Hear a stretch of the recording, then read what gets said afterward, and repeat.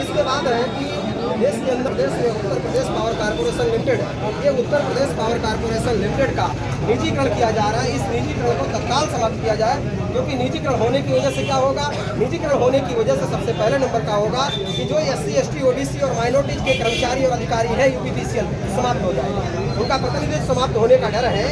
इस वजह से CCL का तत्काल जो है कि जो निजीकरण का फैसला लिया गया है वो रद्द किया जाए।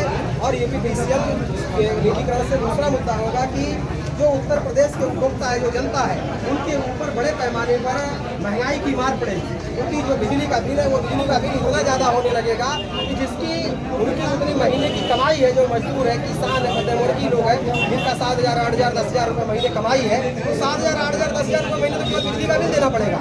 तो इसकी वजह से भी UPPCL का निजीकरण तत्काल रद्द किया जाए।